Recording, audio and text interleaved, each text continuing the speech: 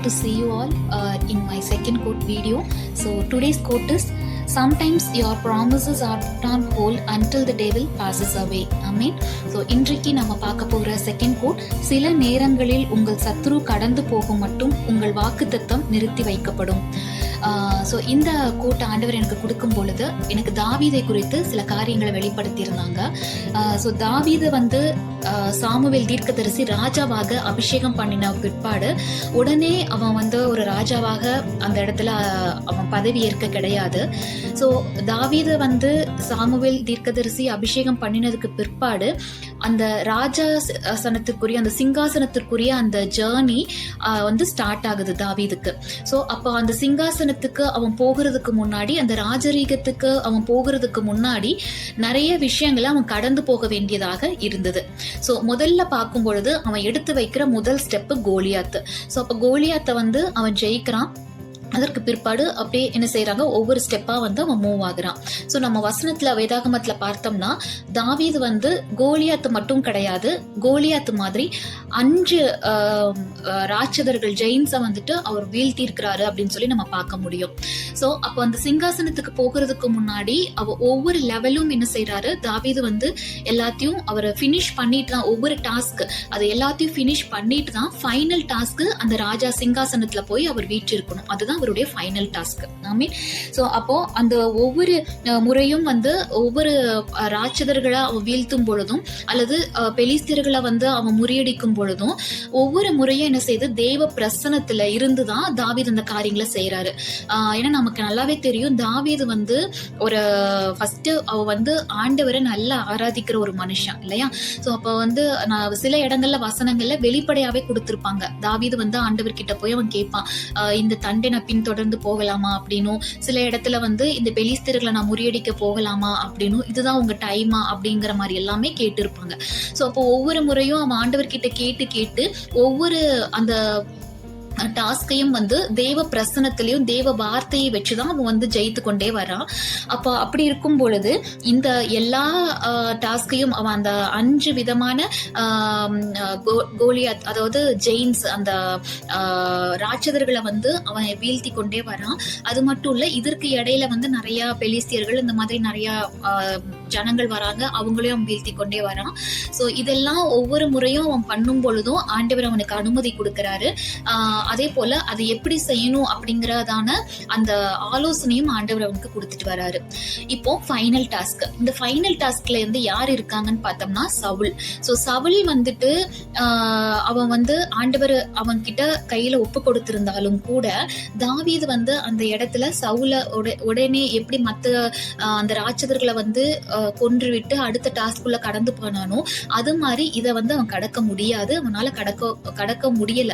ஏன் அப்படின்னு பார்த்தோம்னா மற்ற ராட்சதர்கள் எல்லாருமே வந்து அவனோட லைஃப் சர்க்கிளுக்கு வெளியே இருக்கிறவங்க, ரைட். ஸோ ஆனா இந்த சவுல் எடுத்துக்கொண்டோம் அப்படின்னா அவனோட லைஃப் சர்க்கிள்குள்ள இருக்கிற ஒரு மனுஷன்.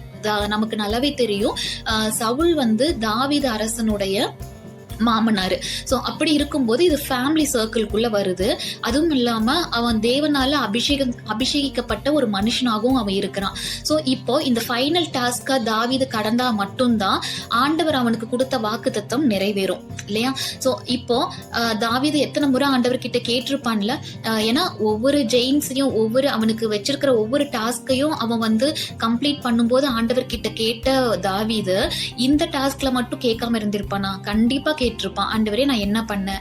ஆனா இந்த இடத்துல ஆண்டவர் ரொம்ப சைலண்டா இருக்காரு. ஏன்னா இந்த ஃபைனல் டாஸ்க் வந்து தாவீதுக்கு கொடுக்கப்பட்ட ஒரு மிகப்பெரிய ஒரு டெஸ்ட். ஏன்னா தாவீது வந்து மத்தவங்களா அவன் ஜெயிச்சுட்டான், அது ஆண்டவரே அவனை நடத்துறாரு, அவனுக்கு எல்லாம் சொல்லி கொடுக்கறாரு எப்படி பண்ணணும்னு. ஆனா இந்த ஃபைனல் டாஸ்க்ல மட்டும் ஆண்டவரும் சைலண்டா இருக்காரு. ஸோ எப்படி என்ன பண்ணணும் எதுவுமே ஆண்டவர் அவனுக்கு சொல்லல. இவன் என்ன பண்ண போறான் அப்படிங்கறத ஆண்டவர் வெயிட் பண்ணி பார்த்துட்டே இருக்காரு. அப்போ 2 முறை தாவீது கையில சவுல ஒப்பு கொடுக்கிறாரு. அதோடு கூட வாக்குத்தத்தமும் கொடுத்திருக்கிறாரு, உனக்கு வந்து சிங்காசனம் கொடுத்திருக்கிறேன்னு சொல்லி வாக்குத்தத்தமும் இருக்கு, அபிஷேகமும் சாமுவேல் தீர்க்கதரிசினால பண்ணப்பட்டிருக்கான். இப்ப சத்ருவையும் ஆண்டவர் கையில கொடுத்திருக்கிறாரு. இல்ல எல்லாமே இருந்தாலும் கூட தாவீது வந்து சவுல வந்து அந்த இடத்துல எதுவுமே செய்யல, அவனை வந்து கொல்லவே கிடையாது. அப்போ இந்த ஒரு அமைதியான சூழ்நிலை, ஆண்டவரே செய்யட்டும் ஆண்டவரே செய்யட்டும், ஏன்னா ஆண்டவர் பதில் கொடுக்கல அப்படின்னு சொல்லிட்டு அவன் வந்து அமைதலாவே இருக்கிறான். அது மட்டும் இல்ல, தாவீது நினைச்சிருந்தா கண்டிப்பா சவுல வந்து ஒரு நிமிஷம் கூட ஆயிருந்திருக்காது கொல்றதுக்கு. ஏன்னா அவ்வளவு பெரிய கோலியாத்தை கொன்னவனுக்கு ஒரு சாதாரணமான சவுல கொல்றது வந்து ஒரு பெரிய விஷயமே கிடையாது. அவன் ஈஸியா கொண்டுட்டு போயிருந்திருக்கலாம், சிங்காசனத்தை அவன் எடுத்திருக்கலாம், வாக்கு தத்துவத்தை நிறைவேற செஞ்சிருக்கலாம் இல்லையா. ஆனா தாவீது வந்து அமைதலா இருக்கிறாரு. இந்த காரியத்தை தான் ஆண்டவர் என்கிட்ட நான் இந்த கோட்டை கொடுக்கும் பொழுது இந்த காரியத்தை ஆண்டவர் என்கிட்ட பேசுறாரு. சோ அப்போ இதுல பார்த்தோம் அப்படின்னா சங்கீதம் 57வது அதிகாரத்துல பார்க்கும் பொழுது அதுல சொல்லப்பட்டிருக்கும், சவுலுக்கு பயந்து தாவீது ஓடிட்டு இருந்த பொழுது எழுதப்பட்ட அந்த பாடல் அப்படின்னு சொல்லிட்டு. சோ அப்ப அதுல வந்து சொல்லப்பட்டிருக்கும், விக்னங்கள் கடந்து போகும் மட்டும் உமது செட்டைகளின் நிழலே நான் வந்து அடைவேன்னு சொல்லிட்டு. So be merciful to me, O God, be merciful to me, for my soul trust in you. Yes, in the shadow of your wings will I make my refuge, will these calamities be or over. So அந்த மாதிரி அந்த ஒரு துஷ்டம், ஒரு விக்கினகம் அது வந்து கடந்து போகிற வரைக்கும் நான் வெயிட் பண்றேன். நீங்களே இந்த காரியத்துல இறங்கி ஒரு அற்புதம் செய்யற வரைக்கும், நீங்களே இதுல வந்து எனக்காக நிக்கிறத நான் பாக்குற வரைக்கும் நான் வெயிட் பண்றேன்னு சொல்லி தாவீது வெயிட் பண்ணி கொண்டே இருக்கான். ஸோ அப்போ அதுல பாருங்க, சில நேரத்துல ஆண்டவர் இந்த மாதிரி தான் நம்ம லைஃப்ல வந்துட்டு ஒரு சில நேரங்கள்ல வந்து அவரு பொறுமையா இருக்கிறாரு, அவர் சைலண்டா இருக்கிறாரு அப்படின்னா, ஏன் ஆண்டவரை வாக்கு பண்ணினதை உடனே நம்ம கையில கொடுக்க முடியாதா? கண்டிப்பா அவரால் முடியும். ஆனா சில நேரங்கள்ல அவர் கையில உடனே கொடுப்பாரு, சில நேரங்கள்ல நம்மளை காத்திருக்க வைப்பாரு, சில நேரங்கள்ல விகனங்கள் கடந்து போகட்டும், சத்துரு கடந்து போகட்டும், நீ பொறுமையா இருன்னு சொல்லி ஆண்டவர் நம்மள வெயிட் பண்ண வைப்பாரு. சோ எந்த மாதிரி கடவுள் நம்ம கிட்ட பேசுறாரு, எந்த மாதிரி சூழ்நிலையில நம்ம என்ன மாதிரியான ஒரு டிசிஷன் எடுக்கணும் அப்படிங்கறதுல நம்ம ஆண்டவருடைய பிரசனத்துல இருக்கும்போது கண்டிப்பா ஆண்டவர் நம்மளை வழி நடத்துவார். ஆமீன். சோ அப்ப தாவீது பாருங்க, இதுதான் அவனோட ஃபைனல் ஸ்டேஜ். இந்த இடத்துல அவன் பொறுமையா இருந்ததுனாலதான் அவன் என்ன செய்யறான், எந்த ஒரு குற்ற மனசாட்சியுமே இல்லாம அவன் அந்த வாக்கு தத்தத்தை சுதந்திரிக்கிறான். அது ஒரு பெரிய ஒரு செலிப்ரேஷனாகவே இருக்குது. சோ நம்ம வந்து அவசரப்பட்டு நம்ம வாக்கு தத்தம் நிறைவேறதுக்கு நம்ம ஏதாவது ஒண்ணு பண்ண போய் அது லைஃப் லாங் நமக்கு என்ன செய்யும், ஒரு கில்ட்டி கான்சியஸை கொடுத்துரும். ஓகே. அப்புறம் அது இல்லாம நாம் எப்பவுமே ஒரு வாக்குத்தத்தம் வாழ்க்கையில நிறைவேறுது அப்படின்னா அது கண்டிப்பா ஒரு செலிப்ரேஷன்ல தான் முடியணுமே ஒழிய ஒரு துக்கத்துல வந்து முடியக்கூடாது. ஸோ இப்போ ஒருவேளை தாவீது அவசரப்பட்டு சவுல கொண்டிருந்தான் அப்படின்னா லைஃப் லாங் அவன் என்ன செஞ்சிருக்கணும், ஒரு குற்ற மனசாட்சியில இருந்திருக்கணும். அது இல்லாம அவனோட மனைவி, அவனோட பிள்ளைங்க, அவங்க சுற்றி இருக்கிறவங்கள என்ன சொல்லியிருப்பாங்க, இது ஒன்றும் கடவுள் உனக்கு கொடுத்தது கிடையாது, இது வந்து என்ன செஞ்சு நீயா வந்து எங்க அப்பாவை கொன்னுட்டு இல்ல எங்க தாத்தாவையோ இல்ல எங்க தலைவரையோ நீ கொன்னுட்டு தானே எடுத்துட்ட அப்படின்னு தான் சொல்லியிருப்பாங்களே ஒழிய அந்த இடத்துல ஆண்டவருடைய நாமும் மகிமைப்பட்டு இருக்காது. ஆனா இவன் பொறுமையா இருந்ததுனால அது வந்து என்ன செஞ்சது, கடவுளே அந்த காரியத்துல தாவீதுக்காக அந்த ஃபைனல் ஒரு வார்ல ஃபைனல் டாஸ்க்ல சவுல் தாவீது வந்து ஆரம்பிச்ச ஃபர்ஸ்ட் டாஸ்க்ல இருந்து எல்லாத்துலயும் ஆண்டவர் கூட இருந்து ஆலோசனை கொடுத்தாரு.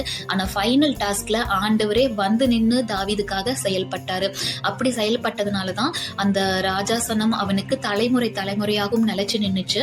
அது மட்டும் இல்ல, அவனை குற்றப்படுத்த யாராலையுமே முடியாம இருந்தது. யாருமே வந்து இது வந்து மனுஷன் செஞ்சதுன்னு சொல்லவே முடியல. ஏன்னா எல்லாருக்கும் தெரியும் இது கடவுளால தாவீதுக்கு கொடுக்கப்பட்டதுன்னு சொல்லிட்டு. ஸோ அது மட்டும் இல்ல, அவன் லைஃப் லாங் அதுல நிம்மதியா அந்த வாக்கு தத்துவத்துல அவன் வந்து பயணிக்க முடிஞ்சது, அதை அனுபவிக்க முடிஞ்சது. ஸோ அது மாதிரிதான் உங்க லைஃப்ல ஆண்டவர் சில நேரம் வாக்கு தத்தங்களை கொடுத்து காத்திருக்க சொன்னா, சத்துரு கடந்து போகட்டும் காத்திருன்னு சொன்னா காத்திருங்க. நிச்சயமா உங்களுக்கு கொடுக்கிற அந்த வாக்கு தத்தம் வந்து வீண் போகாது, அவரை நிறைவேற்றுவார். ஓகே.